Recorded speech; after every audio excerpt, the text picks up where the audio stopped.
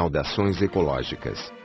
Todos têm direito ao meio ambiente ecologicamente equilibrado, bem de uso comum do povo essencial à sadia qualidade de vida, impondo o seu poder público e a coletividade o dever de defendê-lo e preservá-lo para as presentes e futuras gerações. Essa é a série Natureza Selvagem, onde aborda desastres ecológicos causados pela ganância e negligência do homem em relação ao meio ambiente. Então já deixa seu like de incentivo para ajudar o canal. Em plena Guerra Fria, a União Soviética buscava a todo custo o desenvolvimento das armas nucleares a todo vapor. Essa corrida armamentista causaria um verdadeiro desastre radioativo. Em 29 de setembro de 1957, em Mayak, um local de produção de plutônio para armas nucleares e fábrica de reprocessamento de combustível nuclear na União Soviética, uma falha no sistema de refrigeração do compartimento de armazenamento de resíduos nucleares causou uma explosão em um tanque com 80 toneladas de material radioativo. Como a cidade de Azovsk, sede da tragédia, não integrava oficialmente o mapa soviético, pessoas desinformadas estavam expostas a alta dose de radiação que culminou em centenas de mortes em poucos dias. Após a explosão seguida de um incêndio, levou pessoas aterrorizadas a acreditarem que a Terceira Guerra Mundial havia sido iniciado, mas tratava-se do terceiro pior acidente nuclear já registrado na história.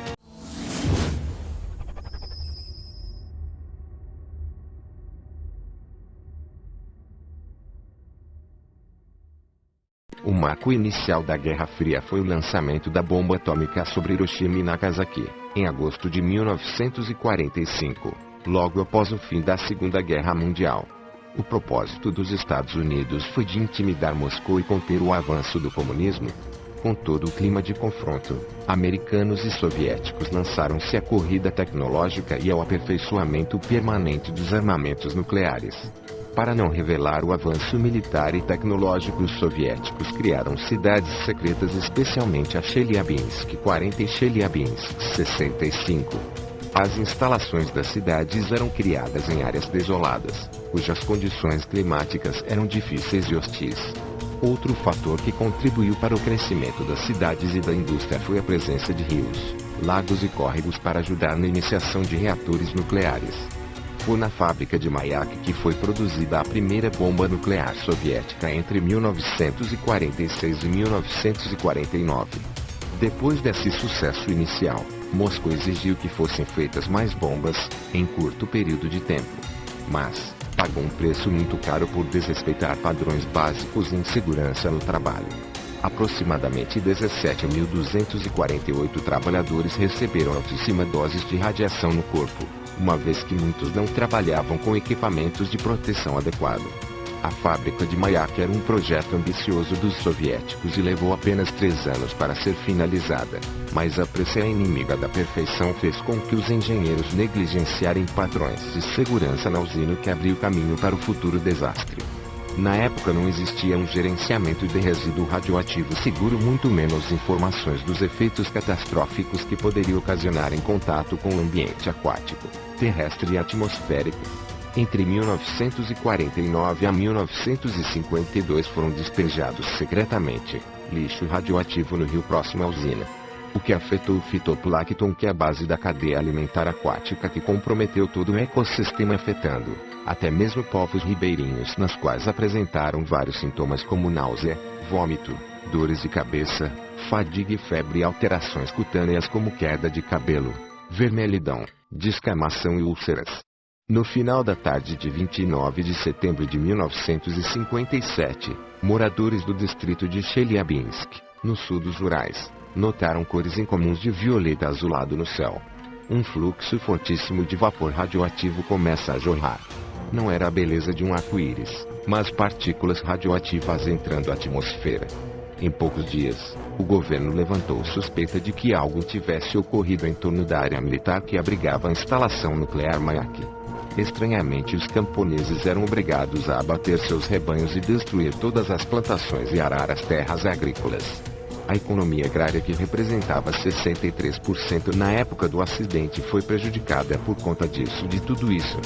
Mais de 20 aldeias que abrigavam mais de 11.000 pessoas tiveram que ser demolidas e as pessoas foram obrigadas a abandonar o local. Alguns evacuaram depois de uma semana, mas alguns demoraram quase 2 anos para ocorrer evacuações em outros locais. Não havia qualquer tipo de informações oficiais do governo soviéticos para alertar os camponeses, o sigilo era total. Mas, já havia rumores de que um grande acidente havia acontecido. Acredita-se que apenas os russos étnicos foram evacuados. A metade restante da aldeia era de etnia tártara, que foram deixados no local. 50 anos depois, muitos moradores estão convencidos de que foram deixados como um experimento, talvez um possível estudo dos efeitos da radiação na saúde humana. Em 1956, o sistema de refrigeração em um dos tanques que contém cerca de 70 a 80 toneladas de resíduos radioativos líquidos falhou e não foi reparado. A temperatura começou a aumentar, resultando na evaporação e na explosão química dos resíduos secos. A explosão, em 29 de setembro de 1957, que se estima ter uma força de cerca de 70 a 100 toneladas de TNT, jogou a tampa de concreto de 160 toneladas no ar. Durante a explosão, cerca de 20 milhões de substâncias radioativas entraram na atmosfera, algumas das quais atingiram uma altura de 2 km e formaram uma nuvem de aerossol, deixando um rastro de morte. Apenas nos primeiros 10 dias, o número de mortes por radiação matou centenas de pessoas. Nas primeiras 12 horas a precipitação radioativa caiu em uma área de 300 a 350 km a nordeste do local da explosão. O verdadeiro número de mortos permanece incerto até os dias atuais, mas fontes independentes afirmam que esse número é superior a 10 mil. Essas mortes foi contabilizado ao longo dos anos devido à alta taxa de câncer e distúrbios genéticos. As áreas anteriormente contaminadas, dentro da área afetada, incluem 2 rios contaminados, o Techa e o Lago Karachay. O rio Techa abastecia cerca de 40 cidades e vilas da região. Infelizmente, foi um dos destinos dos resíduos nucleares. O rio emitia 25% da radioatividade liberada na região durante um ano inteiro. Essa constatação fez com que milhares de famílias fossem realocadas. Mas o problema persistia e o governo precisava encontrar um novo destino para os resíduos de sua produção nuclear. Foi quando, em 1951, o Lago Karachay foi escolhido especialmente por não ter contato com qualquer outro rio ou nascente, o que fez com que os responsáveis imaginassem que o material depositado ali não se espalharia para outros lugares. Contudo, ele não era tão seguro quanto se imaginava. Parte da sua água vazava para o pântano Assana, nos arredores, contaminando a área.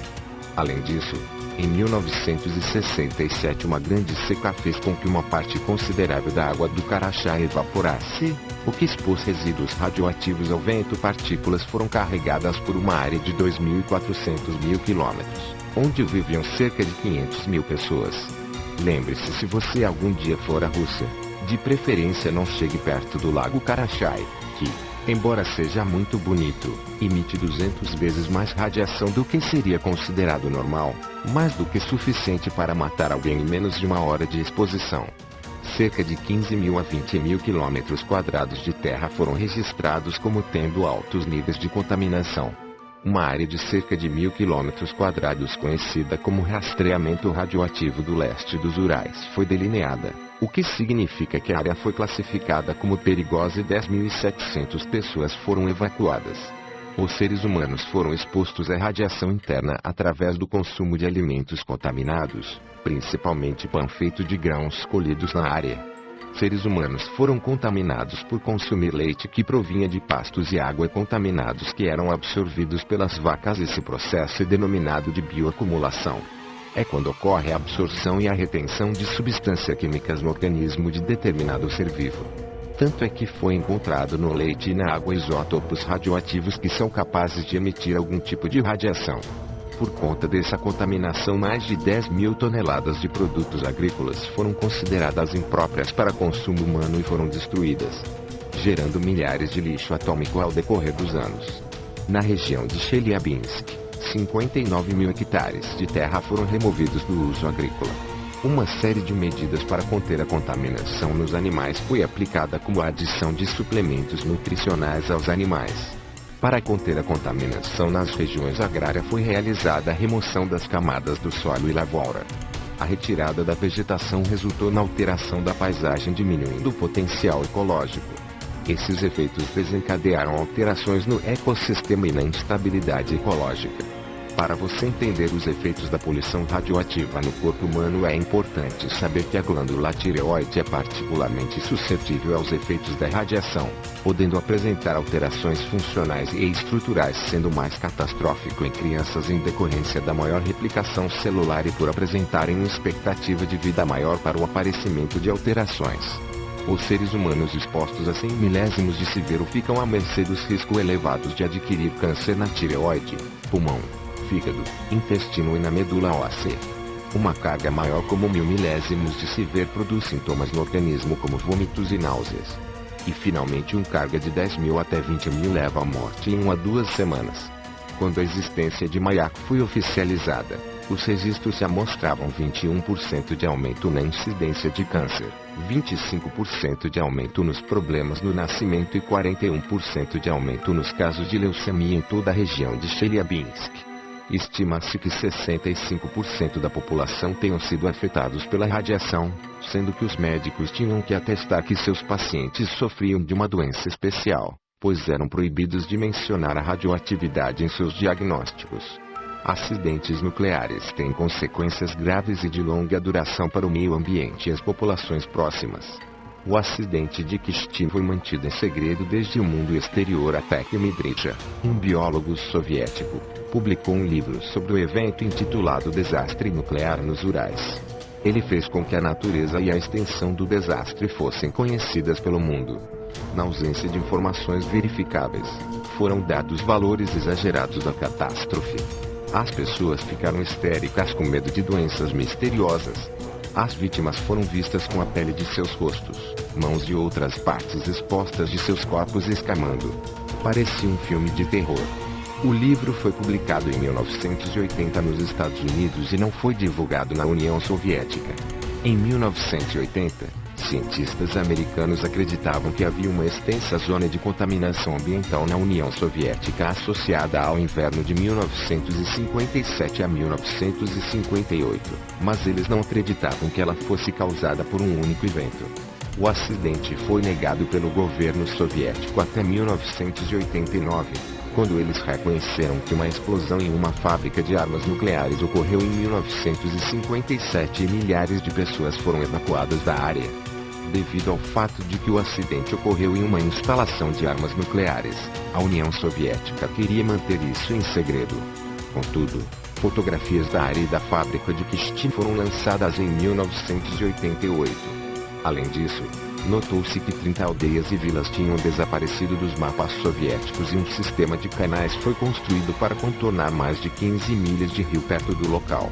O incidente foi oficialmente tornado público só em 1989 e até 1994 ainda era chamado de Desastre de Kyshtym, em homenagem à cidade mais próxima da região, já que nem MAIAC nem Azovsk existiam nos mapas.